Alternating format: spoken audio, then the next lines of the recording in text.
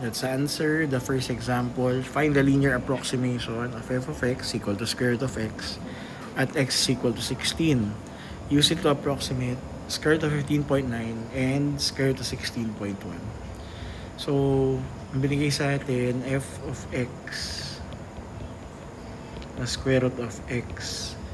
When we go back to our working equation, let's just write it down. The linearization of x equal to f of a plus f prime of a times x minus a. Okay? So, how are we going to analyze the equation? So, mangyayari, ang gagawin nating letter A is yung alam natin kung paano masasagot yung function ng mas madali. Diba? Square root of x. And x is 16. Square root of 16 is 4. So, dahil yun, alam natin yan, mas madali siyang masolve. We will use A as 16. And then, itong mga, ito yung mga x values natin. No, yung mga i-approximate natin. Yun yung ilalagay natin dito sa linearization function. Okay? So, basically, we need f prime of A. So, kailangan muna natin f prime of x. So, what is the derivative of square root of x? I hope by now you understand or you know how to derive. So, we'll not do it step by step this time kasi midterm pa yun, no? So, ngayon finals, dire-diretso na tayo. Application na lang. So, the derivative is 1 over 2 square root of x. Tapos, ang kailangan natin, f prime of a. So, substitute na natin. F prime of a would be 1 over 2 square root of 16. So, that will be square root of 16 is 4. 2 times 4 is... So, ito na yung f prime of a natin. 1 over 8. Next is we need to have f of a. O, di substitute natin dito. F of a would be square root of 16, which is we know 4. Then, we can use the linearization function. Okay? Substitute natin yung values. Linearization, unahin natin yung 15.9.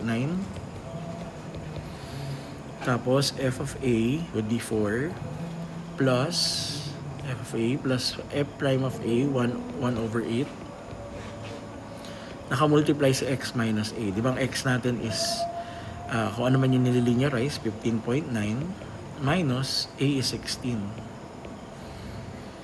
So, 15.9 minus 16, that will be 4 plus 1 over 8 times negative 0.1. So, pag nalagay yan sa fraction, magiging 4 minus 0.1 over 8. And then, simplifying the fraction, this will give us 4 minus, times 10 lang natin. Numerator and denominator. So, para tayo nag-multiply ng 1 lang, no? So, that becomes 1 over 80. And changing 4 into a fraction na ang denominator ay 80. So, times 80 lang natin. Diba may denominator na 1 yan? Times 80 lang natin. So, mangyayari, magiging 4 times 80 is 320 over 80 minus 1 over 80. So, that will give us 319 over 80. And approximately, this can be your answer na, by the way. Okay, but approximately this is 3.9875.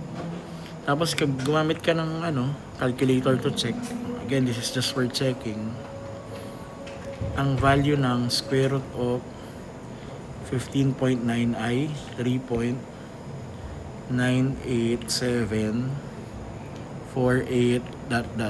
So, it's pretty much the same. No? So, dahil alam na natin yung mga f of x, f of a, f prime of a, we can go ahead and go straight to the next na tinatanong, 16.1. Ganun lang din. 4 plus 1 over 8. Magbabago lang yung x mo. 16.1 minus 16. That will be 4 plus 0.1 over 8. Diba? Ay, alam na natin yan. Magiging 320 over 80 plus 1 over 80. So that will be 321 over 80. This will be your answer.